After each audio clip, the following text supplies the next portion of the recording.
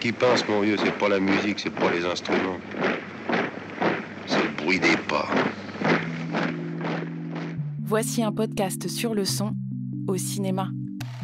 Comment on le fabrique et à quoi il sert. Effets, trucages et astuces. Les oreilles d'or du cinéma révèlent comment il crée la bande sonore d'un film. Le film démarre sur des bottes, un bruit de vent, des pas dans la poussière, une petite sangle sur un fusil. Et voilà, tout de suite on était au cinéma. Ils sont bruiteurs, monteurs ou compositeurs. Seven, il y a un truc très simple. C'est le premier film dans lequel vous entendez des radios de flics sur toutes les scènes de meurtre. Tous les films le font maintenant. Avant Seven, personne ne le faisait. Ils travaillent sur des blockbusters de SF ou des films d'auteur. Ils adorent leur métier et racontent tout, depuis leur studio. Mais là, on est dans une autre dimension. Là, on est dans la mise en scène, quoi. J'entends rien, là. Chut, écoute. Écoutez le cinéma. Épisode 1, du vent dans la plaine.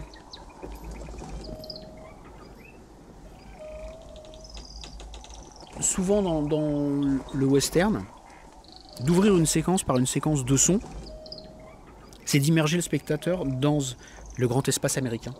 Il faut faire croire à ce monde de western. Donc c'est les grands espaces, donc c'est du vent, des éléments bougés par le vent comme l'éolienne. Ça peut être un train au loin, ça peut être des animaux qui donnent aussi de l'espace. Si vous avez, je sais pas, un aigle qui tourne, et c'est souvent un son qui est utilisé dans les westerns, et donc ça raconte tout ça par le son, donc de manière très primale pour le spectateur, puisqu'il entend ce que les personnages entendent.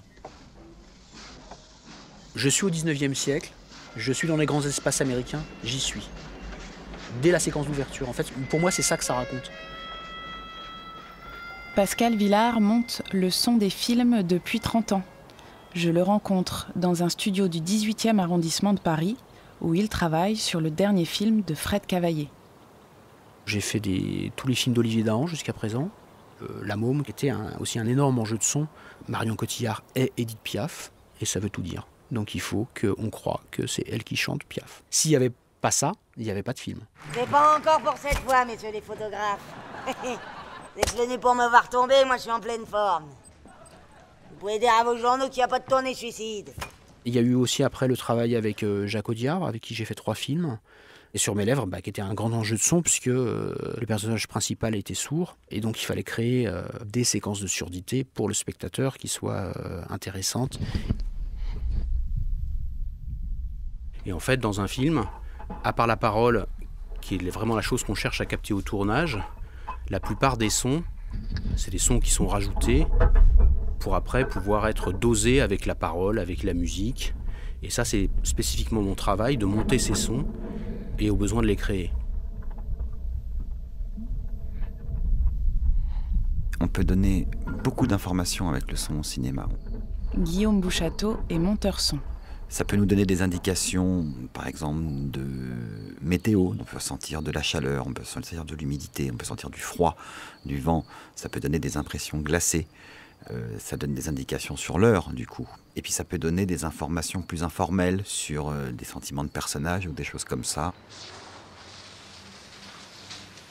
Avez-vous déjà juste écouté un film ? Ça commence souvent avec ceux qu'on a vus tellement de fois qu'on n'a plus besoin de regarder l'image pour comprendre la scène. On aime son atmosphère, la couleur de ses ambiances, et on aimerait y rester pour s'y blottir.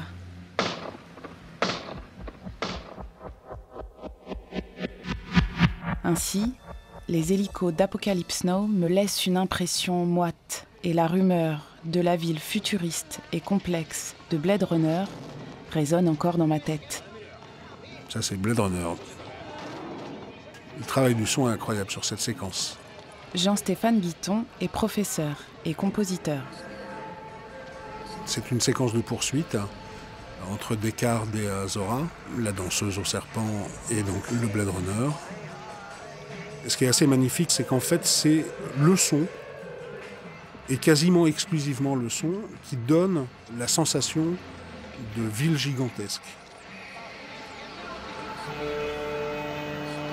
Tiens, un paquebot en pleine ville. mais c'est quelque chose qui meuble la séquence entre les prières d'Hare Krishna, les coups de klaxon, les différents dialectes qu'on peut entendre, les bruits de vapeur et autres. Sur ce film, qui est un des derniers films de SF à avoir été fait sans utilisation du tout de l'image numérique. Tous les décors ont soit été créés en dur, soit en maquette, et en fait tout simplement parce que Ridley Scott et la production n'avaient pas les moyens de construire des décors de grande taille. C'est souvent des plans rapprochés, plans américains, gros plans. Il n'y a quasiment pas de plan large. Cette rue qui doit faire à peine une vingtaine de mètres de long et quelques mètres en hauteur. Et en fait, ils ont réalisé toute cette séquence en courant d'un bout à l'autre de la rue. Et en fait, cette sensation de gigantisme, de ville grouillante de monde, de grande métropole, c'est donné par cette multiplicité de sons. C'est vraiment exemplaire d'une utilisation pensée de la façon de créer une ambiance.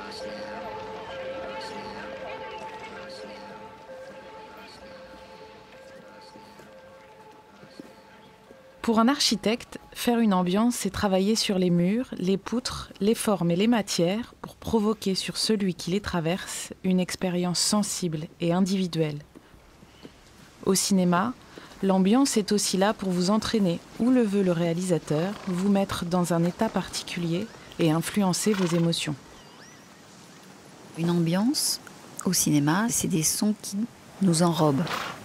Anne Le Campion est mixeuse depuis 30 ans, notamment sur La jeune fille et la mort, Léon ou encore Tous les matins du monde. Donc à la campagne, par exemple, ça va être des sons de vent dans les feuilles, de vent dans les blés. On appelle ça aussi des silences habités par des insectes. Ce sera des sons assez ténus.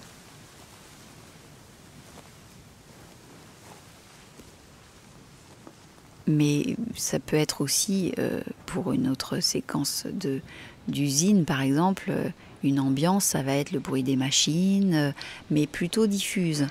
On appellera effet ce qui sera plus précis, c'est-à-dire le mécanisme de la machine, par exemple, les tapis de transport de marchandises ou des choses comme ça. L'ambiance, c'est plus ce qui est général à la séquence. Souvent, quand on démarre un film, moi j'aime bien essayer de réfléchir à une couleur sonore globale par rapport à la couleur de l'image, quoi, ou à la façon dont c'est filmé. Après, il faut se laisser guider par ce qu'on voit. C'est très important. Faut regarder moi, je regarde beaucoup les séquences sans son, même sans son direct. Et assez vite, j'entends des trucs. Il y a d'abord des choses évidentes, c'est-à-dire que on regarde ce qu'il y a dans l'image. Donc je sais que si je vois un métro à gauche et des gens qui parlent à droite, je vais mettre une foule à droite. Enfin, je commence à construire un peu mon plan. Puis après, je me dis, mais c'est qu'est-ce que ça raconte, quoi.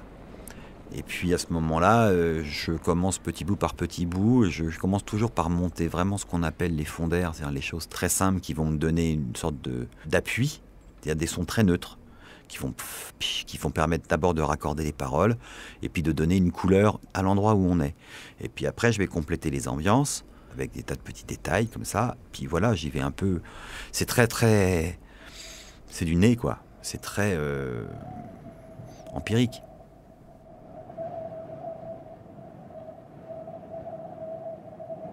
On a tous un peu des sons qu'on aime bien. Et moi, c'est un petit vent sifflant...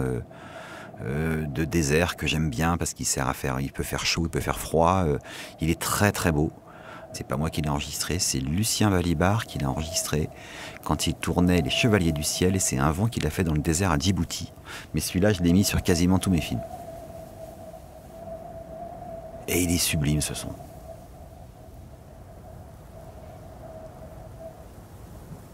Et le son, ça marche de façon souterraine dans un film. C'est-à-dire que c'est pas quelque chose que notre cerveau identifie comme l'image. L'image, elle se construit tout de suite dans notre cerveau. Le son, c'est plus souterrain, il faut du temps. Le son, c'est du temps. Vous avez déjà entendu le travail de Guillaume dans les films de Luc Besson ou de Mathieu Kassovitz, dans L'Ordre et la morale, ou encore La haine, film sur lequel a également travaillé Nicolas Becker.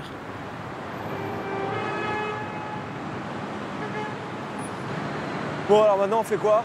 Dans La haine, par exemple, tout ce qui est à Paris est en mono. Vous deux, je sais pas, et moi je vais téléphoner, faut que j'aille récupérer mon blé. Et tout ce qui est dans la banlieue est extrêmement large, tout en surangle, etc.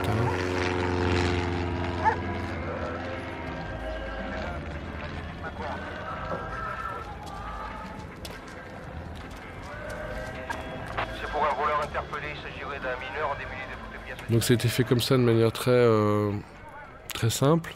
Et c'est rigolo parce qu'on s'aperçoit que c'est vraiment ça. C'est-à-dire que si moi je me retrouve dans une forêt que je connais pas, eh ben, tout va être monoïfié. Je vais pas être capable de distinguer un espace cohérent. Je sais pas si c'est des oiseaux, je sais pas si c'est des insectes. Je connais pas le milieu dans lequel je vis, donc tout a l'air aggloméré comme ça et collé. Et tout d'un coup, petit à petit, je vais passer 2 semaines, 3 semaines, 4 semaines, et petit à petit, tout va commencer à prendre sa place. Et donc, il y avait cette idée de, dans le film, que quand tu viens à Paris, un mec de banlieue vient à Paris, il vient dans un territoire un peu inconnu. Donc, tout est plat, quoi. Et quand il revient dans son univers à lui, tout est beau et majestueux, tout est bien dessiné, ce qui était sympa par rapport à cette idée de donner une forme de grâce à la banlieue et de faire de Paris une sorte de terre inconnue comme ça, désagréable et dangereuse. Putain, je me sens comme une petite fourmi perdue dans l'univers intergalactique.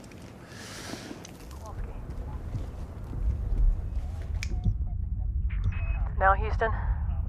That's negative. Could Houston be misinterpreting the data?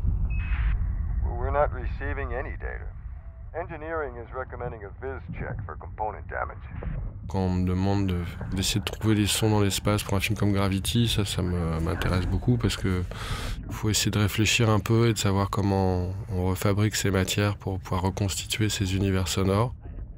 Nicolas Becker commence sa carrière dans le cinéma comme bruiteur et diversifie sa pratique pour devenir sound designer et compositeur. Pour Gravity, il s'est enfermé 1 semaine dans un studio pour chercher des sons et une matière unique.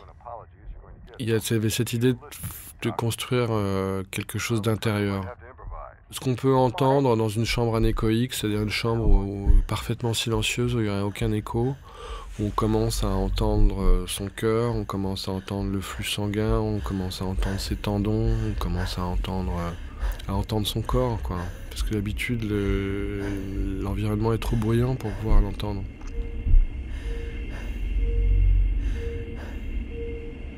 Et donc, du coup, par rapport à Gravity, on se dit, ok, on est dans l'espace, donc il n'y a pas de son dans l'espace, mais on est dans la combinaison. Dans la combinaison, il y a de l'air.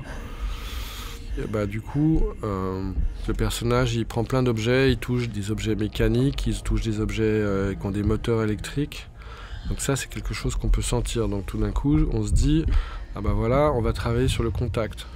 Donc tout d'un coup, il y a cette idée que le son, il est solidien. Et donc tout ce qui va être... dès qu'un personnage sera en contact avec quelque chose, c'est là, à ce moment-là, qu'on va entendre. Donc du coup, on fait plein de tests. Je me collais des micros sur le corps, j'ai mis des hydrophones qui sont des micros sous-marins. Je faisais plein de sons et presque tous les sons passaient par mon corps. C'est-à-dire que j'utilisais mon corps physiquement comme un filtre. D'un coup, cette couleur-là, elle était vraiment particulière et je pense que les gens, ils sont sensibles à ça parce que c'est pas du tout un effet, c'est quelque chose de réel.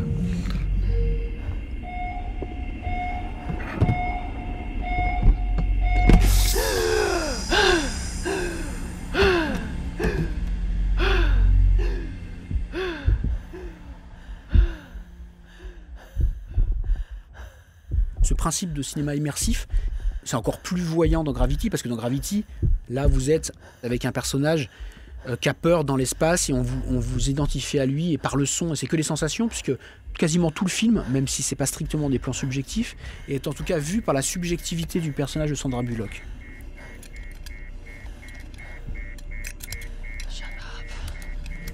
En plus, c'est la seule qui n'est pas une professionnelle de l'espace. Elle est un toubib qui est venu pour faire une mission, réparer le télescope machin, mais elle a appris l'espace juste ce qu'il faut pour pas mourir tout de suite. C'est pas Rambo dans l'espace, quoi. Elle est quand même relativement inexpérimentée, donc on peut très vite s'identifier à elle. Et le son participe énormément à cette recréation de ces sensations pour le mettre au service de cette narration. You weren't so bad yourself.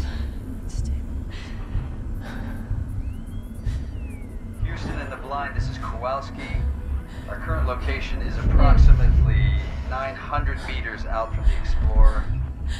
Dr. Stone and I would like to retrieve the body of Mission Specialist Sharif. J'ai une grande attirance pour les films réalistes, en fait. Les films où, en fait, le son ne s'entend pas. C'est-à-dire que le son agira plus sur l'inconscient que sur le conscient. Quand je suis arrivée dans un studio de mixage, je me suis rendu compte, et c'est ce qui m'a beaucoup plu dans ce métier, c'est qu'il y a un aspect aussi psychologique importante pour comprendre quelle est l'émotion qu'on a envie de produire et d'essayer à travers des éléments qui ne sont pas forcément seulement musicaux, mais ambiance, bruitage, parole, de traduire cette émotion. En fait, dans le son, on a deux choix. Soit on rajoute des sons à un moment, soit on les enlève. Et dans les deux cas, on crée quelque chose chez le spectateur, que ce soit conscient ou inconscient. Et ça, c'est un des trucs intéressants. Dans Rencontre du troisième type, souvent, on entend des chiens loin à l'approche des soucoupes volantes, notamment au moment où le petit garçon va se faire enlever dans la maison. Et d'un seul coup, les grillons et les chiens se taisent. Qui il est, ce chien? Ça veut dire qu'ils sont là, en fait. Et ça, le spectateur ne l'entend pas forcément, mais ça lui crée un sentiment parce qu'il y a quelque chose qui disparaît. C'est un peu comme si, de manière psychologique, on lui tirait discrètement le tapis sous les pieds.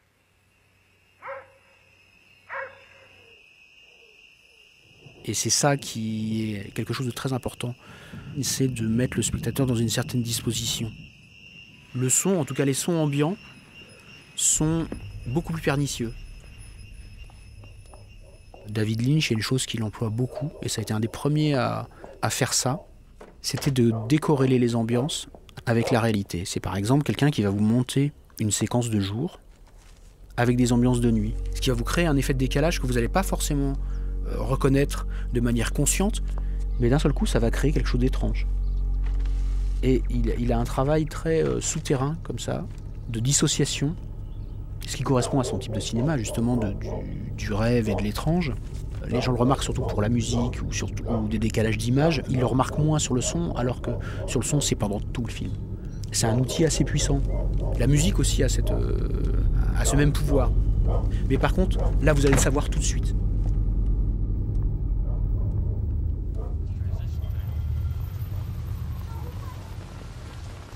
Il y a des films qui s'écoutent, comme un morceau de musique. Tous les sons, les bruits, les textures s'enchaînent, se transforment. On passe de la musique au bruitage, de la pluie au métronome. C'est une véritable partition sonore. Ces bandes-sons, sans qu'on y prête attention, viennent enrichir ou réveiller des souvenirs, des impressions, des émotions. Et quand on sort de la salle, quelque chose nous a marqué, est entré dans notre tête pour toujours. Moi, il y a deux choses sur lesquelles j'aime le plus travailler, c'est, on va dire, le côté obscur de la force, c'est-à-dire le côté... vous mettez un son, vous mettez une image, et en fait, il se passe un truc. Et ben, ce truc-là, il se trouve que mon cerveau adore ça. Il ne sait jamais ce qui va se passer, et après 25 ans ou 30 ans bientôt de travail, je suis toujours curieux de cette chose-là, et je suis toujours étonné de la manière dont... un son et une image peuvent produire quelque chose, quoi. Quelque chose qui a une sorte de mélange entre les deux, voilà. Et je pense qu'inconsciemment, le vocabulaire sonore s'est enrichi ces dernières années. Les choses sont en train de bouger un petit peu. Il n'y a qu'à voir la plupart des bandes-sons de cinéma aujourd'hui. Très difficile de faire une distinction précise entre ce qui est musique, ce qui est mon son, ce qui est... son design, on est dans l'idée que finalement maintenant aujourd'hui la musique d'une bande son ça peut être tout, quoi. Plus ça va, plus je me sens monteur en fait, à raconter des choses, quoi. Au départ, quand on commence ce métier, on est vraiment très axé sur le son. C'est-à-dire qu'on est toujours obsédé par le grave, la texture du son, la dynamique, tout ça. Pendant très longtemps, en tout cas de toute ma période d'apprentissage et même de début, dès qu'on partait quelque part, on emmenait un magnétophone. On a tous enregistré nos voitures, nos portes de maison, les endroits où on partait en vacances. Dès qu'il pleuvait, on sortait un micro. On enregistrait de la mer quand on allait à la mer, de la montagne quand on allait à la montagne, et tout. On a fait ça pendant très longtemps. Et puis, comme le son, c'est une matière qu'il faut beaucoup travailler pour la comprendre. Il faut vraiment beaucoup enregistrer, beaucoup mixer, beaucoup mélanger, beaucoup travailler avec des petits logiciels, des plugins, des pitchs, des outils qu'on a maintenant. Il faut beaucoup travailler la matière pour la comprendre. Une fois qu'on commence à la comprendre, là, on se met de plus en plus à parler de cinéma quand même. Il y a des réalisateurs où c'est juste du texte, des acteurs qui jouent, et ça suffit à faire un film. Après, c'est juste des outils dans la boîte à outils du cinéma. Mais je trouve que le cinéma, quand il joue sur la perception, sur des choses de sensations, a quelque chose de très fort et qui crée des choses extraordinaires que ne peuvent pas créer les autres arts. Une perception de son à l'image, avec la musique qui vous met dans un certain état, il n'y a que le cinéma qui fait ça. Écoutez le cinéma, un podcast de Laetitia Druard, réalisé par Samuel Hirsch. Prochain épisode, le cri des monstres. À suivre sur arteradio.com.